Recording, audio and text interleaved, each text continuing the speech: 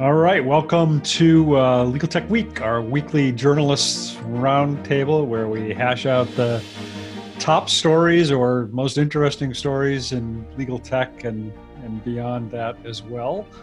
I'm Bob Ambrogi. I write the blog Law Sites and have the podcast Law Next. And our panelists this week are usual familiar faces, except for Molly McDonough is away this week. But let's introduce ourselves real quick. Caroline, you want to start?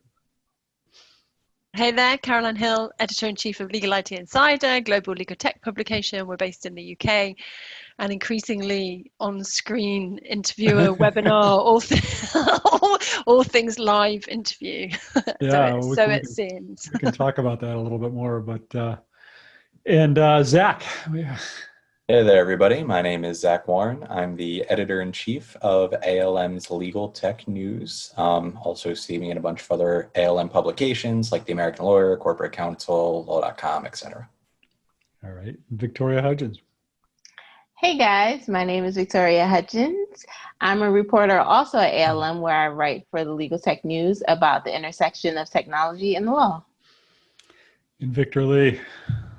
Hi, everyone. My name is Victor Lee. I am the Assistant Managing Editor for the ABA Journal. I handle the Business of Law section, which also encompasses technology.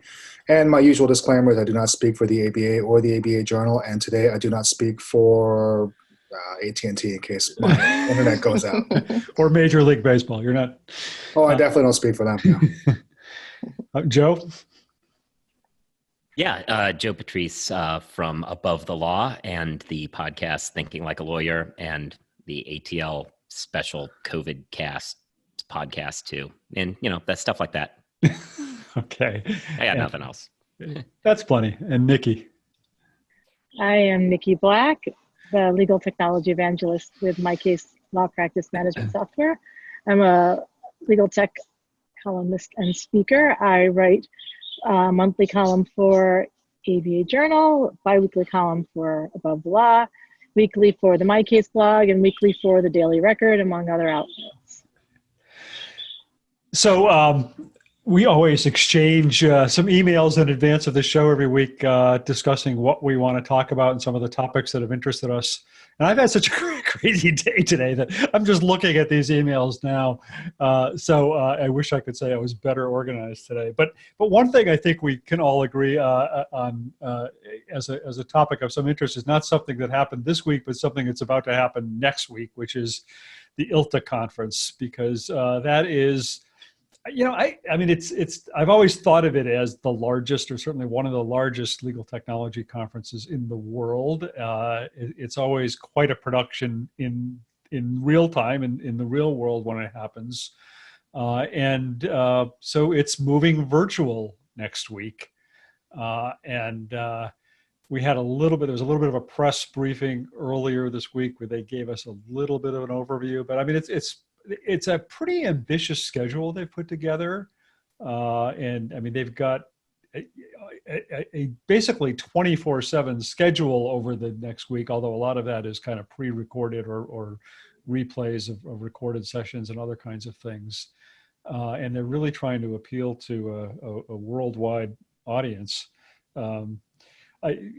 Caroline and I are going to have a special perspective on this because we are actually going to be co-anchoring, I guess is the word. I'm using the word anchoring. I don't know if anybody else has been using the word anchoring, but Litera TV is going to be producing essentially live coverage. Like think this is the Olympics, and we're going to be sitting there with our Olympics ABC News Blazers or something, kind of trying to interview different people over the course of the week. So Caroline's going to be doing for me, the morning shift, for her, not the morning shift. And then I'll be doing the afternoon shift. So for a 24/7 conference. Yeah. So for 24, yeah. Well, good job. Yeah. No, most of the programming is daytime Central Time. So okay. Most I'm of on the I'm bulk on of from the 4 schedule. to 7 BST, and Bob, you're 3 hours after each day on it. And I like to think, I've been telling everyone I'm an anchor because that sounds cool. And then a bit more like Anchor Man, the movie. So are you saying that? So you saying that Litera TV After Dark is still available? Because I have a resume. If anybody wants, I get like the overnight shift. I can do sport. I can do the sports update for you guys. Yeah. Oh my God. Do you know what? We should just shift may this call panel, on you. Bob. Yeah, We may genuinely, quite honestly call on you. Uh-oh. Avanish is on the call. He says he can make that happen. All right. Well, it's probably going to be like I don't know if they're going to still do like because like most conferences do like a 10K race or something, or like a 5K race or something, or like a 5K run like on one of the days. So you guys could do live commentary for that, like so and so sprints out to the lead and then blah blah. Right.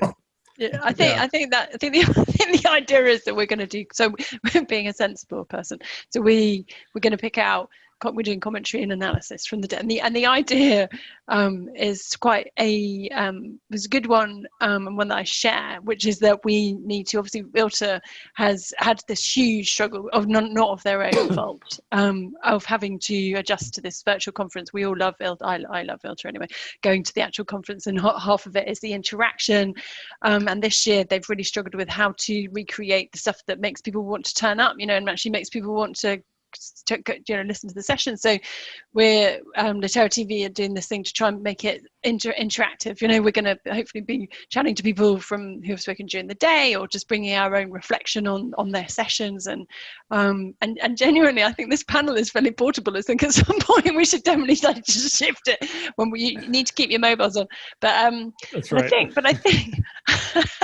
Just but keep, I think it's a, if you don't mind me being serious for 1 second, just I'm boring, but we kind of do mind that. Yeah, I know. I'm just going to do it anyway with a beer, because that dilutes the boring. So I think that we just need to support ILTA, and I think it's a serious point, that we need to get, persuade law firms and vendors. It's as far as I'm concerned, association. There's CLOC, but CLOC hasn't.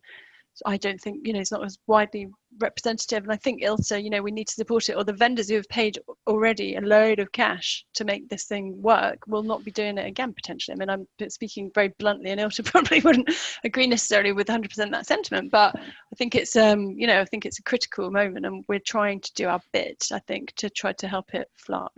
That's the way I put it. Yeah.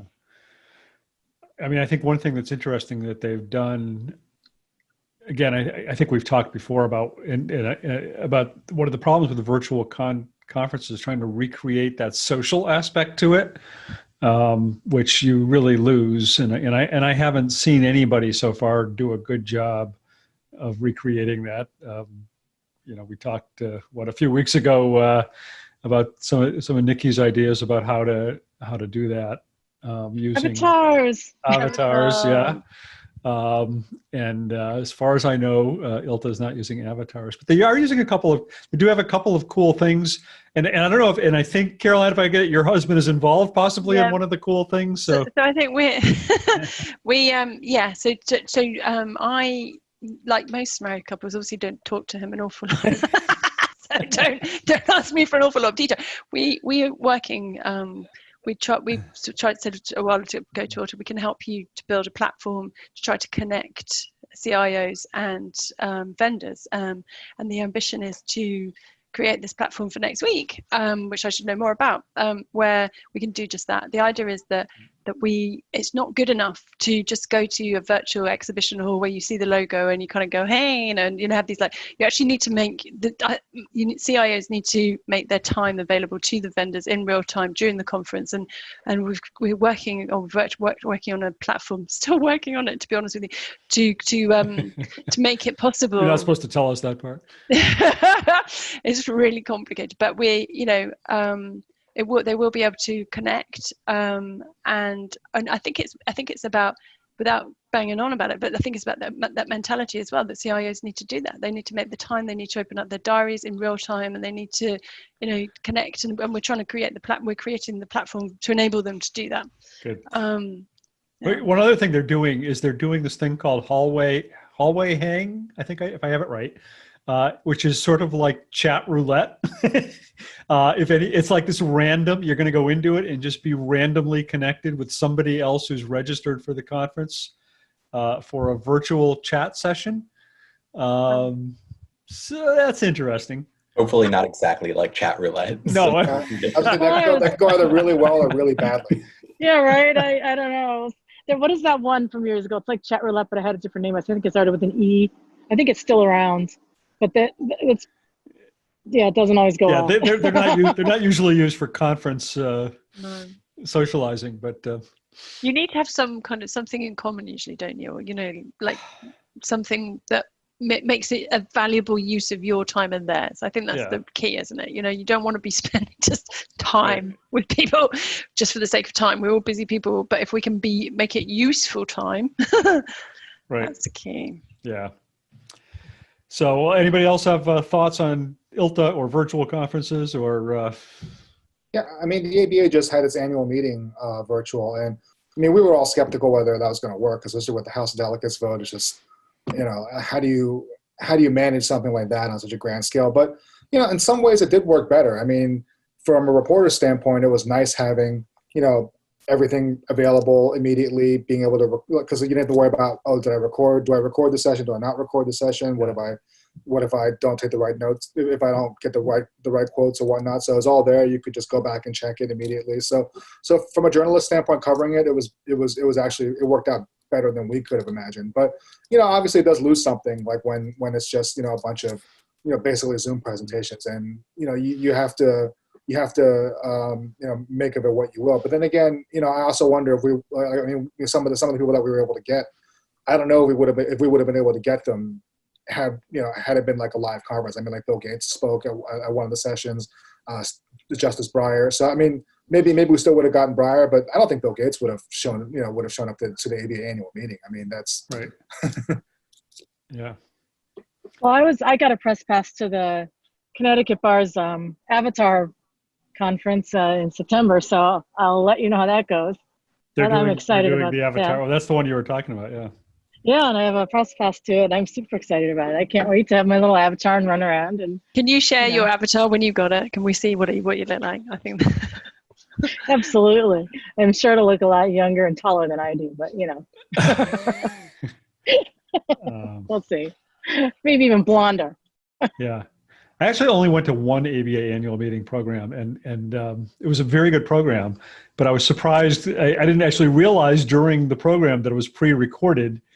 And then they got to the Q&A session at the end, and then suddenly like everything stopped and it like froze up for a few minutes, and then suddenly everybody came back and they were all wearing different clothes and with different backgrounds. And I'm like, oh, I was just watching a recorded session and now they're live at the end of it. So that was kind of an odd thing, I thought, but it worked fine. And I think they lost one of the presenters in the course of switching from one to the other. But I'll be extremely interested, kind of getting back to Caroline's earlier point, though, what the legal tech vendor community's reaction to what actually happens next week is. Because the panels are great, very informative. I love going to them. Realistically, if I'm on the ground at ILTA, I'm probably going to one a day, maybe. I'm usually walking the exhibit hall, have predetermined meetings with people, just kind of getting the layout of the land and just kind of hearing what people are talking about as much as anything else. So especially, Bobby said earlier, this is one of the biggest legal tech shows. I think specifically for me, kind of the way that Legal Week is a primer for the first half of the year. I've always viewed ILTA as kind of the primer for the second half of the year. And I know me personally, I'm going to be losing a little bit by I'll be having a few of those conversations, but they'll be via Zoom and it won't be as impromptu. And I wonder from the other side whether that loss is going to be felt as well. So I'm in the... Sorry, go. No, go, Nikki. I was going to say I'm in the same boat as... I mean, that's why I didn't request a press pass this year, to be quite honest, because for me, that's really what this conference is about. And the other legal tech conference is next year, but I probably will go to those for different reasons or request press passes. But it's just hard for me to envision a virtual conference providing me with much of the things that I typically get from conferences as a member of the press. But I've spoken with my colleagues at my case about a few of the virtual conferences that we have done, and it's definitely different, and it's from the vendor's perspective, it's just a very different situation. And I'm not sure how anybody, ILTA or anyone else, is going to solve that issue with providing value in a virtual setting for the vendors. It's tough. I mean, it's just big That's challenge. what sparked. So I spoke to a vendor. One of the things that sparked us trying to be involved and work with ILTA was a vendor that we know very well, who said, that they are feeling they're very, because obviously, I mean, I don't want to speak out of turn, but there's this very tricky situation. Obviously, they've paid a lot of money, and this is why I think people don't necessarily realize, in terms of law firms and organizations, how much this is really key for them now to work with the vendors. I can't stress enough that they need to make their time available. They need to, because otherwise, I think that there'll be, questionable return for the vendors, and then what does that look like next year, right? So I think that they need, this is kind of a call to action. They need to make their time available, I think. And I know that's a real challenge with a virtual conference, but I think that people need to go kind of above and beyond what they would normally do, personally. Yeah. So you may be seeing there's a question here, or not a question, but it's just a comment that's saying the primary issue, this is from anonymous attendee, the primary issue for vendors is in the way ILTA has set up the exhibit halls, and it seems like the same will be for CLOC. Visitors have to seek you out to find you, no more stumbling upon a company. And this is a major exposure issue for lesser known vendors. Right. Lesser known vendors go to conferences to pick up those random walkway exposure. So, yeah, that's true. Well, I just want to clarify that I certainly am not talking about ILTA's plans or any other particular recent conference. And also, I'm really not even speaking on behalf of my case, because there was a conversation very briefly in passing. So I haven't had any in-depth discussions about this. It's really more of my sense of how it typically is when you're in a booth. Typically, I'm only there at tech show, but just what you'd mentioned, this person mentioned about people stumbling upon, a lot of it's just people wandering the exhibit halls in their free time. And I don't know how you wander an exhibit hall in a virtual setting, Yeah. It's just a difficult issue. Yeah. What about from the aspect of being a journalist, going to these things? I go to conferences and I spend all day in the exhibit hall or in suites or something getting demos of products.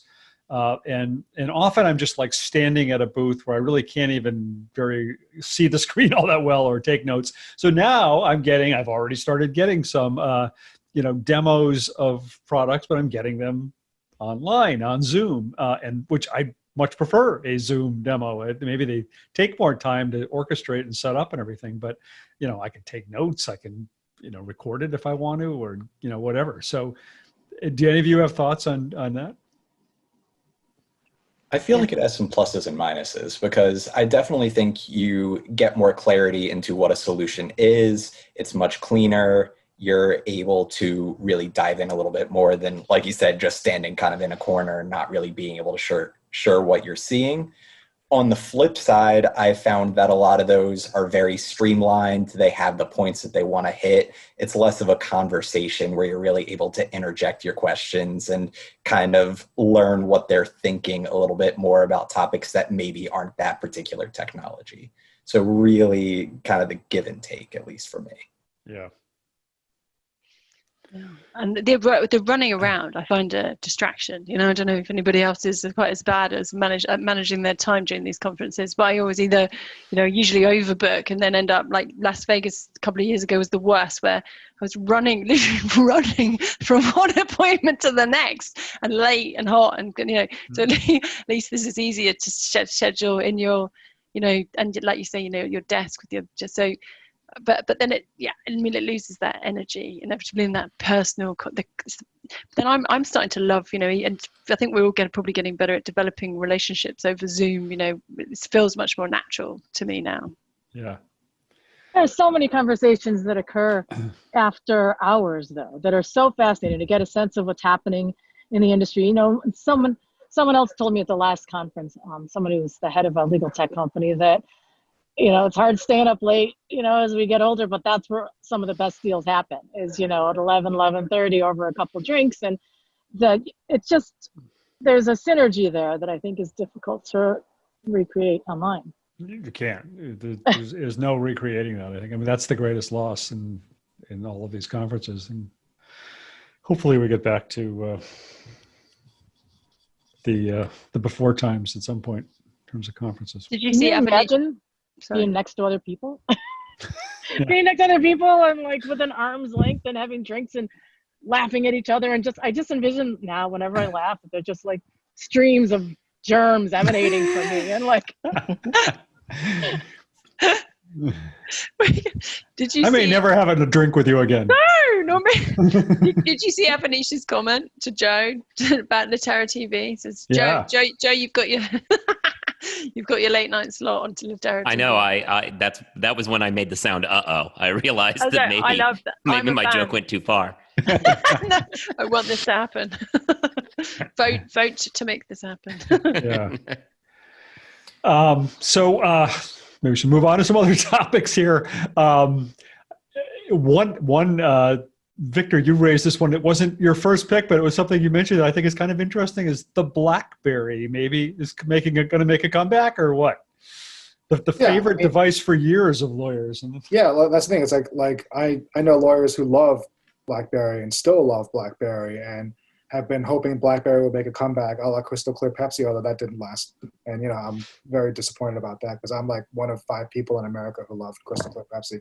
But yeah, like I mean, and like my wife still loves her BlackBerry, like from many years ago. I mean, she obviously had to chuck it out once it, once they had the problems, and now she's using her iPhone. But yeah, it's just, I mean, I feel like BlackBerry has a certain loyalty and a certain built-in like user base, and especially for lawyers, because of the security and because of various other features that they've had that they have, they've always had that. They've always still maintained that kind of cult following, even during the bad times. So I mean, who knows? Maybe this will be something. Maybe this won't be anything. But them partnering with a startup to build a 5G smartphone. I mean, it would be an interesting alternative to some of the other phones out there, especially for lawyers. Anybody going to switch to a BlackBerry? I mean, part of their appeal used to be in the early days was not just the keyboard, but the security. And I don't know if that is still, the issue that it once was. And I don't know what the appeal is otherwise. It seems like people are so wedded to whatever devices they're using these days, and most of them are using iPhones, that it's hard to imagine any mass exodus back to the BlackBerry. I mean, just the idea that sorry. No, but just the idea that people would go back to a phone. Well, I mean, I don't know if they were designed it the same way, but just like if you look at the most famous BlackBerry, image, like with the keys on the front that you could actually press and whatnot. It's just now it just seems like such a quaint concept. Like, oh, who would buy a phone with actual keys when you could just touch it on your screen? So I mean, and then with the little wheel that you would roll. I mean, I kind of liked it when it first came out, but now it seems like such an antiquated concept. Like, well, why wouldn't you just scroll? Right. Yeah. I feel like it's one of those things. Nostalgia is great for a product that's maybe like $20 to $30. If you're shelling out for a phone, nostalgia can only get you so far. Yeah. On my I chaired the tech committee at my local bar for 3 years.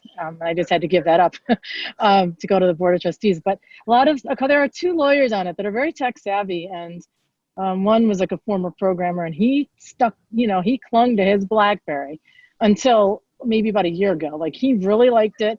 He was constantly trying to work with it and keep it going because he just really liked it, and especially the security even now. And he finally switched to an Android. But there are some lawyers that still really, really like it, especially the ones that have some background in tech.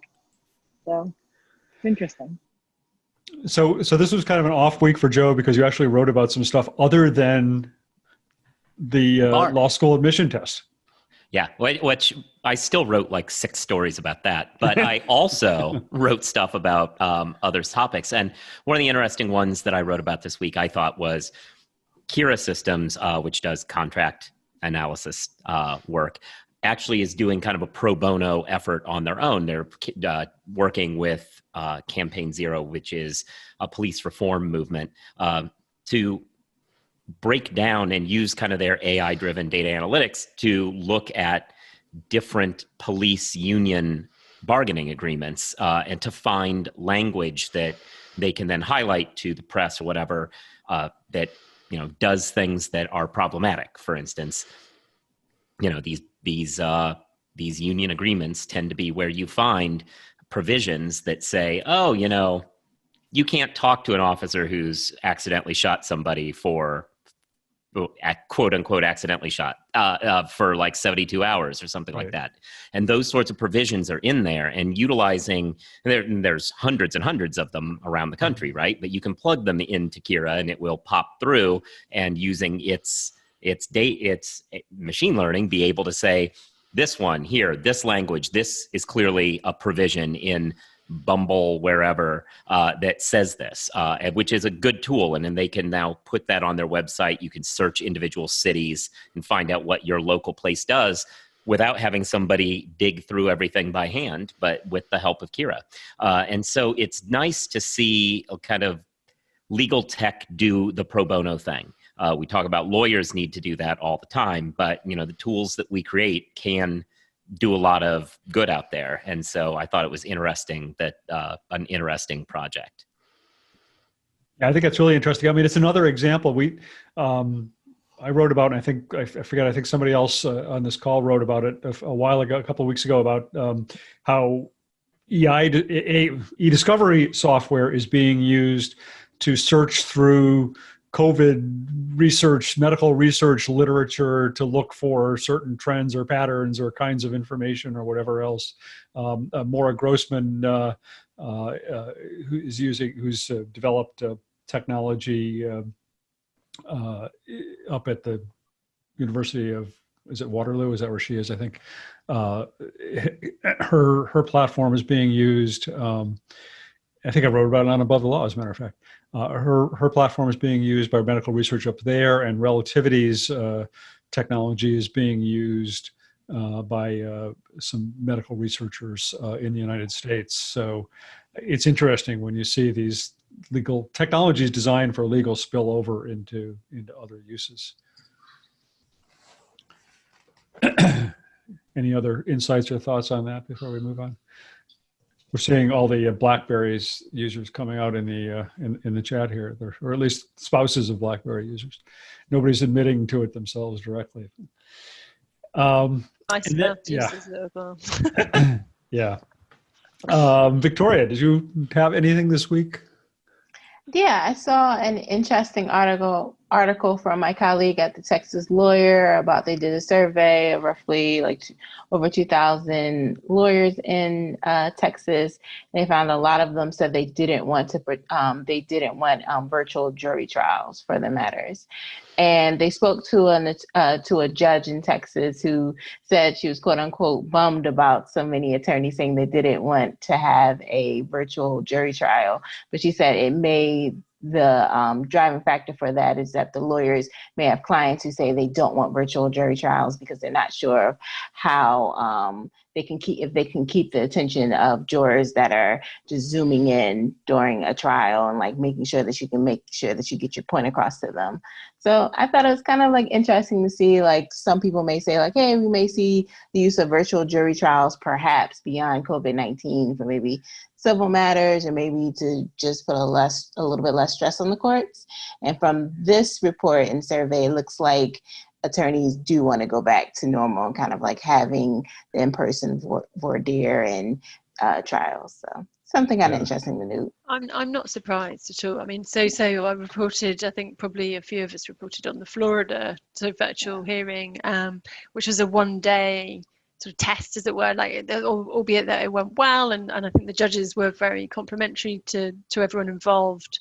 And they had in that case they had the jurors in the trial, didn't they? They actually had the jurors in person in the court, and then they had the evidence. I'm getting it wrong. So they had the jurors present but socially distant, and then they had the evidence. That's right, isn't it? So they would get evidence was virtual. So it's kind of like a hybrid. And then there's been a case in New Zealand, which was picked up on Richard Siskin's platform that talks about virtual trials, which is really worth a read. If anyone hasn't looked at it, but where they were talking about, there was a long hearing where there was a lot, I think most of the evidence was virtual, but I mean, I can just understand their concerns in terms of we without being derogatory, it's a tough job being a juror and focusing for any length of time, as we know, even when you're present in court, sometimes people get reprimanded. I can understand there's concerns. And if given a choice, if you could do some kind of hybrid, which we've seen already in Florida, I think that would probably, I could understand why that would be preferable. Yeah, definitely. And I remember, I think it was in Texas, they said like some people were multitasking while they were sitting during the questionnaires. It's kind of like, okay, it's a little bit harder to play solitary when you're in person in the courtroom than if you're just doing jury duty from your living room couch. So I can see that. And it's kind of like also interesting. Some people say to kind of like address like the workload on the courts and kind of like streamlining that. It just kind of seems like, at least for jury trials, lawyers kind of say, hey, no, we're not going to do that. So I'm always interested to see, like, of course, like in the future, what things from COVID-19 are kind of like going and using technology will the legal system continue to use, because some of it could be useful. And kind of like when you hear about the portals that are being put up so people can have access to kind of like access to justice issues and everything like that. Of course, that should continue, but of course, like not everything, it's not going to be a complete sea change in the legal industry. And in terms of the evidence, that's great, right? Like you've got people who can potentially, who are vulnerable, can give evidence, and in terms of access to justice, it has ramifications in terms of opening up, different ways of people not having to drag them into court necessarily if they're giving evidence. Obviously, they're very much on the spot. So I think that hopefully we'll develop some kind of hybrid. Hopefully we'll pick the best of the things that we've experiences and then ditch the ones that haven't worked so well. I think there are positive, some lawyers are not are being a little negative and glass half empty about it. There was just an article today that sort of shows the positive side of online trials for lawyers. And I can't recall the outlet, but I linked to it in one of our emails. But it talked about how defense counsel had made a motion in I think it was a PI case, to, I think for a mistrial, because the plaintiff's attorney during a break in the proceedings had a little bit of chit chat with the jurors. And it turns out that it was about one of the jurors' backgrounds. And all that the attorney said was, oh, how do you do that? And then the juror responded about the Zoom background. And the defense counsel didn't take too kindly to that and wanted a mistrial because of that. But the judge said it was so inconsequential that it didn't matter. But how often do you get a chance to I mean, I'm sure that's not going to become the norm, but it gets rid of some of those barriers that you would otherwise have in some ways. I think it might actually make lawyers seem more personable or approachable, even if you're not allowed to talk. You're never allowed to talk to jurors, but you know what I mean? They don't seem quite as removed and imposing as they are in the courtroom, I would think. Everyone's just a square on the screen. So I wonder if in some ways there's some benefits to that lawyers aren't thinking about just because they like the way it's always been. But how do you assure quality? Like my concern would be, about jurors aren't allowed to look up on the internet, for example. And when you've got, I know that at the end of it's a long trial, at the end of the day, there's nothing to stop. And a lot of it is based on trust. But, I think, so I suppose, I guess you have to do more trust, right? Like, so I guess there's more ability at home to be looking up information on the internet whilst you're sitting there. I think there's going to be quality issues that they need to look at closely. I was surprised they had the chat set up on that. The one, Nikki, you were talking about, I just put the link up on that. It was an ABA Journal article, but how are the jurors and the plaintiff able to be chatting with each other? You would have think somebody would have thought ahead to make sure that couldn't happen. But more horror stories from Zoom trials. But I mean, despite the findings of this survey, they might have to get used to it. We all keep saying this is going on a lot longer than we think. That's been the main thing when we've done articles. We both had staff written and contributed pieces from lawyers that have actually done this. But it's never really, we're pumped about this, we're excited, this is something new. It always seems like a little bit of resignation, like, all right, this is here. I guess if you got to do it, here's how you're going to do it. Nobody, I guess, is as excited for the change as I thought that they might be ultimately. Yeah. And who knows, a lot of it just might be just the usual resistance to change in the legal profession in general. Like, hey, this is how we've always done it. This is how we were trained to do it. This is how, what we saw on television growing up. This is what we went to law school for, with trial ad and blah, blah, blah, and moot court. And, this is how we've gotten used to doing it. And anything that kind of deviates from that is going to be, if not resisted, is going to be kind of like, well, I prefer we go back to things the way we are once the way they were once, things have calmed down. So, I mean, that could be part of it too. Just the whole, just the attitude of like, well, this isn't how we were trained to do it. This isn't how, what we wanted to do our lives. We wanted to be in court. We want to be front and center in front of a jury and giving our arguments, and anything that kind of takes away from that, it's going to be, looked at suspiciously. Well, and that's one thing also is that trial lawyers, like the people who are really trial lawyers, not just litigators who occasionally go to trial, but like the real trial lawyers are those kind of people who have that overinflated sense of instinct, like the baseball managers who don't look at statistics, but, have a gut feeling about a guy like that. That's what trial lawyers are like. And I absolutely think they're the sort of folks who are like, I can't get a feel for a jury, but when I'm in a room with them, I can connect. And it's like complete nonsense, but it's the thing that their whole mythos of their personality is based around. It's not nonsense, though. When I was a public defender, I did a lot of trials. And you can just tell the way someone looks at you. It's body language. And you don't care what you don't care what the answers to the questions are. You want to get a sense of how they're looking at you, how they're responding. And that's how you can tell if they're going to listen to you. That's all you want, is someone who's going to be receptive to what you're saying. And it's much harder to do over Zoom. So I would think, how do you assess body language? How can you tell? I could have my legs crossed right now, my arms, crossed, and I could totally be resistant to what you're saying, and you wouldn't be able to tell. You could really not even be in a room with those books. Like, that's also a thing that could be. I might even be on my deck, but I could even be a dog. It's like that old internet.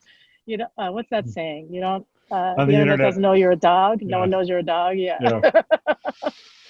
But as much as I'm like lawyers aren't looking on the bright side, and I can't imagine doing a trial over Zoom. But I don't know. No. So Nikki, you had a couple of other stories. Do you want to pick one of those out to talk about, or?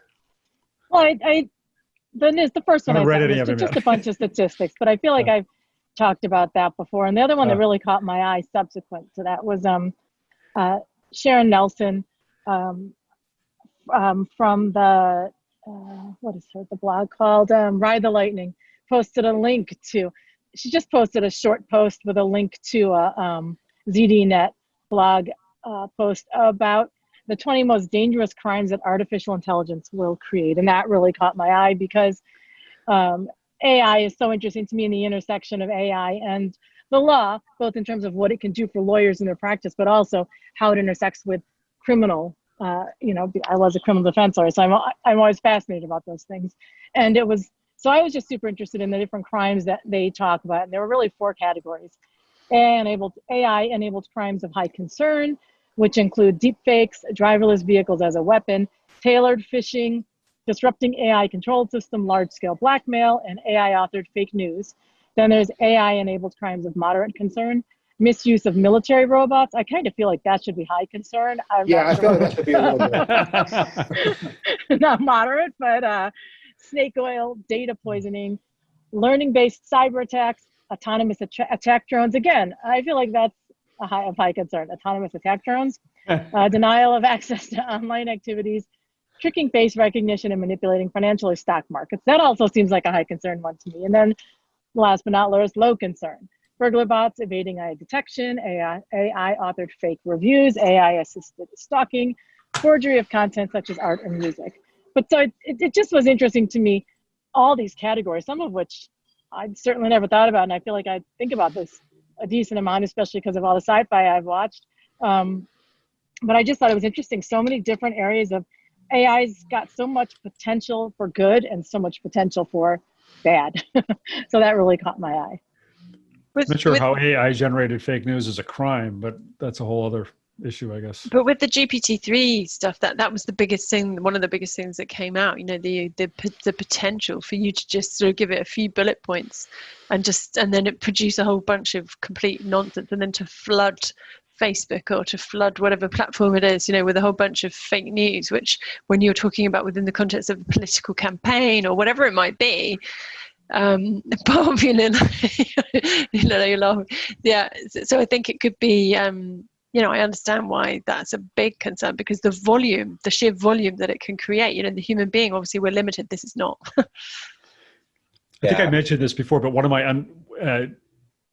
son's in the earlier version of GP3, whatever it's called, took all of my above the law columns and fed them in, and then tried to generate a column, and it came out complete nonsense, which I think means it was probably exactly right. So. Yeah, no, I was talking, especially in the political end, I was talking with somebody the other day, and I am shocked we have not had a major deepfake video scandal so far in this political cycle. I think it still might be coming. It would not surprise me. But the possibilities, especially with what you see with your eyes or what you hear with your ears, stuff that has always been very straightforward in the past, AI could very easily kind of throw into doubt. So criminal, I don't know necessarily what the laws are there, but definitely worrisome, I would say. Yeah. But then on the other hand, I feel like America is so polarized that, like, I mean, if you hate Donald Trump and there's a deep fake video of him like shooting somebody in the head, I think most people would be like, oh yeah, that, like people that hate Donald Trump would be like, oh yeah, I believe that. And then there could be like a video of if you hate Joe Biden, there could be a video of Joe Biden shooting somebody in the head, and people would be like, oh yeah, see, I knew it. So it's almost like, a lot of, I almost feel like we've gotten to the point where it's like, even if it is even if the deep fakes are becoming more sophisticated and more, difficult to discern from, from real authentic videos, in terms of like the actual impact for a large portion of the electorate, it wouldn't really make a difference. Obviously, there are people in the middle who it might sway one way or the other, but and whatnot. But I almost feel like, given where the country is, there would be large portions of people that would just automatically dismiss it anyway, like even if it was a very good fake. Yep. Zach, I don't think you had anything, or did you have any story this week you want to talk about? Oh, mine was just talking about ILTA, which we did off the top. All right, we did that. The only thing I was going to talk about, speaking of AI, I kind of thought the Thomson Reuters news this week about its quick check judicial version was a little bit interesting. I mean, we've all been hearing about these, brief analyzer products that have been out there ever since Case Text introduced Kara. Just about everybody at this point has come out with their version of that, where you upload a document and it tells you, what cases you're missing or what cases might not be good law or whatever. And Westlaw has its own version of that, which came out last year. But they just introduced this quick check judicial, which is basically designed for judges to say, okay, I've got these 2 briefs, and now I upload the 2 briefs, and I can look at, this is going to tell me what cases they have in common, what cases are different, what cases neither of them have, which cases are bad law, good law. So it's an interesting, it'd be interesting if judges start using that. And of course, their whole pitch around this is really that, if judges are using it, then don't you want to be using it too? Because you want to know before you upload this before you send this to the judge, what they're going to find when they upload this into the system. And Thomson Reuters does have, a contract with at least the federal courts for all federal judges to have access to it. That doesn't mean they're using it, but the judges certainly do have access to it. I'm sure some state court judges do too. So I'm not sure what to make of that, but I think it's kind of interesting. Well, I think it's a really interesting iteration of that super innovative concept the Case Text came up with. They really are coming up with, Case Text has come up with some really creative, innovative ideas that others are leapfrogging from. And I think that way of taking that and providing it with a tool for judges is super innovative and interesting in and of itself. So I kind of like to see all these different iterations of different concepts. And I always have admiration for the people that, or the companies that come up with those concepts initially that sort of light a spark in everybody else. And, I think kudos to Case Text, because I feel like they've done that. And it's kind of hard to do that in the legal tech industry sometimes, to do things different than how they've always been done. And I just like to see it sort of push out into the rest of the industry. And then other people come up with really interesting ways of doing the same thing in a different way. So it's kind of exciting to see that, especially in the legal research area, because that's been the same way for such a long time. So I'm not overly familiar with the quick check story, but is we've talked a lot about bias and how decisions are, I mean, would this be, well, obviously when you're talking about judges relying on it, I guess that question would have to arise. Is that something that's relevant here? I would have thought that you'd need to be very clear about how it was helping, or is it not particularly relevant in this situation? I don't. Yeah. Go ahead. You go ahead.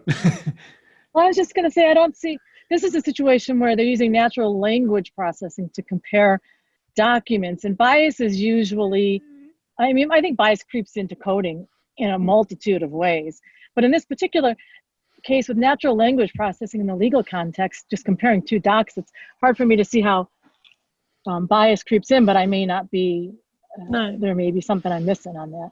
Yeah, I mean, they build this as an AI product, but it's minimal AI. There's some natural language processing to it, but it's really just almost a very glorified document comparison tool. I'm sure it's more sophisticated than that. I mean, you talk about case text. I actually noticed, Pablo Arredondo from Case Text, who developed, their Kara, praising this product as being cool on Twitter. So there's certainly something there. But there's an interesting comment about bias it. kicks in because of the model and transiting data training. So. It's interesting. I think we understand more. I mean, I don't know the first thing about quick check, but I think we understand more, don't we, as we start to sort of interrogate this. And I guess it's sort of incumbent on all of us to sort of just ask the question. but I take your point. It sounds like it's it'd be interesting to develop that theme more and understand more what you mean about that bias kicks in. Yeah, I would also just follow up on Nikki's point. I about startups coming up with creative ideas that then get followed by others in the industry. I think that's such an important theme over just the last, 5-10 years. Well, not 10 maybe, but at least the last 5 years of there. It used to be, and I've kind of written about this before, but it used to be, it was often, Thomson Reuters or LexisNexis that would sort of come out with something new, and then smaller companies would try and follow suit and come up with something similar. And now it's these smaller startups, that are this kind of scrappier companies that are coming up with these really clever ideas, and then the big companies are all following them and following suit. That's part of the reason this field, this industry is so interesting right now, because there's just so much creativity coming out of these smaller companies. Anything else anybody want to talk about? I don't know if Caroline and I are going to be here next week. Are we going to be here next week? I think my session on Friday might finish just in time, actually. But no, and then yours is after, so probably will have to. I think I bump right up against this next week. So. Yeah. But then we'll have a lot to talk about the following week. Yeah. Or this is Friday is when all of us congregate there. You can gate crash my one. That's right. You can all come to our. We can overlap a little bit. Yeah. All right. Well, thanks everybody. I hope everybody has a very good weekend and has some fun over the weekend. And we will probably be back. We're scheduled to be back next week at 3:00, and maybe we will. We'll surprise you. Good. No, have a nice weekend, everyone. Yeah. Bye. Bye. Nice weekend, guys. You too. Bye.